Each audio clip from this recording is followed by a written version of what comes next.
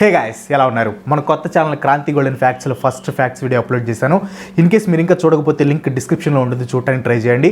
And subscribe చేయడం మాత్రం అస్సలు మర్చిపోవద్దు. ఈ వీడియో కంప్లీట్గా చూసిన తర్వాత మీకు కాశ్మీర్ ఇష్యూ ఫుల్గా అర్థమవుతుంది. అండ్ ఇంకో మెయిన్ ఇంపార్టెంట్ పాయింట్ ఏంటంటే, ఈ వీడియోలో ఒక్క పాయింట్ కూడా నా సొంతగా చెప్పింది లేదు, మొత్తం ఇంటర్నెట్లో అవైలబుల్గా ఉంది. ఇన్ కేస్ మీకు డౌట్ ఉంటే మీరు క్రాస్ వెరిఫై కూడా చేసుకోవచ్చు. 1947లో బ్రిటిష్ ఇండియాని వదిలి వెళ్తున్న టైంలో ఇండియన్ సబ్ కాంటినెంట్లో 565 ప్రిన్స్లీ స్టేట్స్ ఉన్నాయి. అంటే రాజులు పాలిస్తున్న ప్రాంతాలు ఆల్మోస్ట్ 40%. బ్రిటిష్ వాళ్ళు వెళ్తూ ఈ ప్రిన్స్లీ స్టేట్స్కి ఏం చెప్పారంటే, మీకు కావాలంటే పాకిస్తాన్లో జాయిన్ అవ్వచ్చు, లేకపోతే ఇండియాలో జాయిన్ అవ్వచ్చు, లేదంటే ఇండిపెండెంట్గా ఉండొచ్చు అని చెప్పింది. ఇండియా ఒక కంట్రీగా ఫామ్ అవుతుందంటే ఈ ప్రిన్స్లీ స్టేట్స్ కూడా ఇండియాలో కలవాలి. కానీ అంతమంది రాజుల్ని ఒప్పించి ఇండియాలో జాయిన్ చేయటం అంటే అది చాలా పెద్ద టాస్క్ అండ్ కష్టమైన పని కూడా. సో ఈ పనిని అప్పటి ఇండియా డిప్యూటీ ప్రైమ్ మినిస్టర్ అయిన సర్దార్ వల్లభాయ్ పటేల్ గారికి అప్పగించారు. అప్పుడున్న చట్టం ఏంటంటే, రాజు దగ్గరికి వెళ్ళి ఇండియాలో జాయిన్ అవ్వాలి అని అడగాలి. సో వాళ్ళకి ఇష్టం ఉంటే జాయిన్ అవుతారు, లేకపోతే లేదు. కానీ ఇది చెప్పినంత సింపుల్ కాదు. చిన్న రాజులు ఇండియాకి ఎదురేం వెళ్తాంలే అని జాయిన్ అయిపోయారు. ఇంకొంతమందిని బెదిరించో, లేకపోతే బతిమాలో, లేకపోతే దేశభక్తి చూపించో, లేకపోతే బలవంతంగానో, ఇలా డిఫరెంట్ వేస్ లో మొత్తానికైతే వాళ్ళని ఇండియాలో జాయిన్ చేశారు. ఇండియాతో జాయిన్ అయిన ప్రిన్స్లీ స్టేట్స్ తో విలయ్ పత్ర అనే డాక్యుమెంట్ మీద సైన్ చేయించారు. దీనినే ఇన్స్ట్రుమెంట్ ఆఫ్ ఎక్సెషన్ అని అంటారు. ఇది ఎవరికైనా సేమ్ డాక్యుమెంట్ ఉంటుంది. సర్దార్ వల్లభాయ్ పటేల్ గారు ఆయనకి ఇచ్చిన పనిని చాలా బాగా కంప్లీట్ చేశారు. ఆల్మోస్ట్ అన్ని ప్లేసెస్ ఇండియాలో జాయిన్ అయ్యాయి, ఒక 3 ప్లేసెస్ తప్ప. First one Junagadh, second one మన Hyderabad, third one Jammu and Kashmir. First Junagadh విషయానికి వస్తే, జునాగఢ్ని పరిపాలిస్తున్న రాజు ఏమో ముస్లిం, కానీ అక్కడ ఉన్న మెజారిటీ ప్రజలేమో హిందూస్. సో జునాగఢ్ రాజు ముస్లిం కాబట్టి ఆటోమేటిక్గా జునాగఢ్ని పాకిస్తాన్లో కలిపేద్దాం అనుకున్నాడు. సెప్టెంబర్ 15, 1947లో ఒక అగ్రిమెంట్ మీద కూడా సైన్ చేసి జునాగఢ్ని పాకిస్తాన్లో కలిపేశాడు. అప్పుడున్న లాస్ ప్రకారం రాజు ఇష్టం వచ్చిన వాళ్ళతో కలవచ్చు, కానీ అక్కడ ఉన్న ప్రజలు తిరగబడ్డారు. అరే, నీ తలబగల పాకిస్తాన్ ఇచ్చిందే ముస్లిమ్స్కి సపరేట్ కంట్రీ అయితే నువ్వు మళ్ళీ మమ్మల్ని తీసుకెళ్ళి అక్కడ కలుపుతావేంటి అని పెద్ద ఎత్తున తిరుగుబాటు చేశారు. దీంతో జునాగఢ్ రాజు పాకిస్తాన్ పారిపోయాడు. సో అప్పుడున్న ఇండియన్ గవర్నమెంట్ ఏం చేసిందంటే, జునాగఢ్ ప్రజలకి ఒక ఓటింగ్ పెట్టింది. అరే, మీరు పాకిస్తాన్లో జాయిన్ అవ్వాలనుకుంటున్నారా, లేకపోతే ఇండియాలో జాయిన్ అవ్వాలనుకుంటున్నారా అని ఓటింగ్ పెడితే 99% మంది ఇండియాలో జాయిన్ అవుతాం అని ఓటు వేశారు. సో జునాగఢ్ అఫీషియల్గా ఇండియాలో జాయిన్ అయిపోయింది. సో నెక్స్ట్ మిగిలింది Hyderabad and Jammu and Kashmir. Friends, video continue చేసే ముందు జాబ్ రావాలంటే మెయిన్గా కావాల్సింది స్కిల్స్. అన్అకాడమీ వారి రీలెవెల్ ఇండియాస్ ఫస్ట్ హైరింగ్ ప్లాట్ఫామ్. మీరు సింపుల్ టెస్టులు తీసుకొని క్వాలిఫై అయితే ఇండియాస్ టాప్ కంపెనీస్లో డ్రీమ్ జాబ్ తెచ్చుకోవచ్చు. రెజ్యూమ్, వర్క్ ఎక్స్పీరియన్స్, డిగ్రీ ఏం అవసరం లేదు. స్విగ్గీ, ఫోన్పే, క్రెడిట్, పేటిఎం ఇలాంటి 200కు పైగా టాప్ ఇండియన్ కంపెనీస్ వీళ్ళ దగ్గర ఉన్నాయి. బెస్ట్ పార్ట్ ఏంటంటే it's free. Sales, HR, web development, project management, analytics and Android development వాటిల్లో 10 దాకా టెస్ట్లు ఉన్నాయి. రీసెంట్గా digital marketing, software testing and block chain test కూడా యాడ్ చేశారు. రీలెవెల్లో ఎన్ని అటెంప్ట్స్ అయినా చేయొచ్చు. ఇప్పటి వరకు 16 crore వర్త్ జాబ్స్ ని డెలివరీ చేశారు. Last month everyday 15 lakhs worth jobs ని డెలివరీ చేశారు. వాళ్ళ ట్విట్టర్ హ్యాండిల్లో కూడా డీటెయిల్స్ చూడొచ్చు. ఈ టెస్ట్లన్నీ ఆన్లైన్. రీసెంట్గా వాళ్ళు క్వాలిఫికేషన్ మార్క్స్ని 700 నుంచి 500కి తగ్గించారు. సో ఇప్పుడు రీలెవెల్ టెస్ట్లు క్వాలిఫై అయ్యే ఛాన్సెస్ ఎక్కువ. మీకు కన్వీనియంట్ టైంలోనే టెస్టులు తీసుకోవచ్చు. అండ్ టెస్ట్లో బాగా పర్ఫామ్ చేసిన వాళ్ళకి వీళ్ళు మంచి గూడీస్ కూడా ఇస్తారు. సో ఇంకా అసలు లేట్ చేయకుండా కింద డిస్క్రిప్షన్లో ఇచ్చిన లింక్ మీద క్లిక్ చేసి వెంటనే రీలెవెల్లో సైన్ అప్ అవ్వండి, టెస్ట్ తీసుకోండి, మీ డ్రీమ్ కంపెనీలో జాబ్ తెచ్చుకోండి. Thank you so much. Hyderabad రాజు కూడా ముస్లిం కావడంతో సో ఆయన కూడా పాకిస్తాన్లో జాయిన్ అవుదాం అనుకున్నాడు. కానీ ప్రాక్టికల్గా ఆలోచించండి, హైదరాబాద్ ఎక్కడ ఉంటే పాకిస్తాన్ ఎక్కడ ఉంటుంది. సో ప్రాక్టికల్గా హైదరాబాద్ పాకిస్తాన్లో పార్ట్ అవ్వడం అనేది ఇంపాసిబుల్. అండ్ అలాగే జునాగఢ్ రాజుకి ఏం జరిగిందో హైదరాబాద్ రాజు కూడా బాగా తెలుసు. సో భయపడి గవర్నమెంట్ ఆఫ్ ఇండియాతో ఒక అగ్రిమెంట్ మీద సైన్ చేశాడు. అదే stand still agreement. Stand still agreement అంటే ఇప్పుడు హైదరాబాద్ ఎలాగుందో అలాగే ఉంటుంది. 1 సంవత్సరం తర్వాత పాకిస్తాన్లో కలవాలా లేకపోతే ఇండియాలో కలవాలా అనేది అప్పుడు డెసిషన్ తీసుకుంటారు అని ఆ అగ్రిమెంట్ సారాంశం అనమాట. సో దీనికి సర్దార్ వల్లభాయ్ పటేల్ గారు కూడా ఓకే చెప్పారు. ఎందుకంటే ఆయన నెక్స్ట్ ఫోకస్ వచ్చేసరికి Jammu and Kashmir, which is very complex place అనమాట. నెక్స్ట్ మిగిలింది జమ్మూ అండ్ కాశ్మీర్. ఒకసారి ఈ మ్యాప్ చూడండి.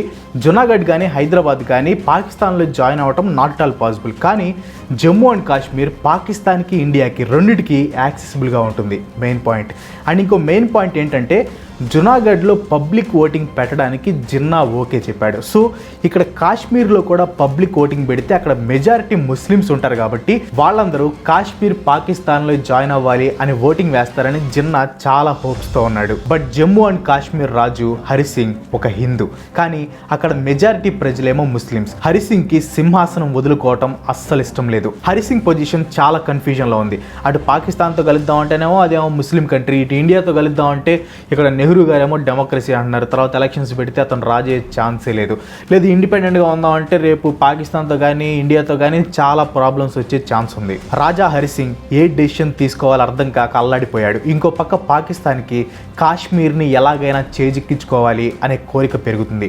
ఆర్మీతో కాశ్మీర్ పైన అటాక్ చేద్దామంటే ఆ టైంలో ఆర్మీ ఇంకా బ్రిటిష్ చేతిలోనే ఉంది. Both Indian and Pakistan army British కంట్రోల్లోనే ఉంది. సో పాకిస్తాన్ కాశ్మీర్ మీద అటాక్ చేయలేని పరిస్థితి. కానీ ఆజాద్ కాశ్మీర్ ఫౌజ్ అని 10,000 మందితో ఒక ఆర్మీని తయారు చేసింది Pakistan.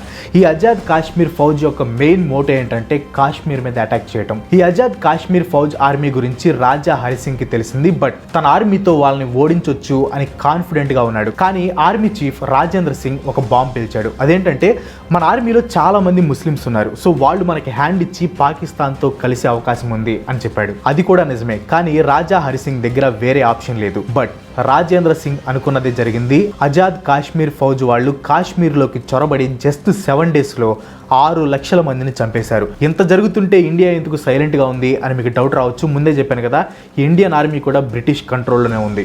Indian government lord mount బాటన్ దగ్గరికి వెళ్ళి విషయం చెప్పింది. కానీ మౌంట్ బాటన్ మాత్రం అతని రూల్ని క్లియర్గా చెప్పాడు. వేరే వాళ్ళ మీద అటాక్ చేయడానికి ఆర్మీని యూజ్ చేయం. ఇన్ కేస్ ఎవరైనా తమ పైకి వస్తే డిఫెన్స్కి మాత్రం యూజ్ చేస్తాం అని ఖచ్చితంగా చెప్పాడు.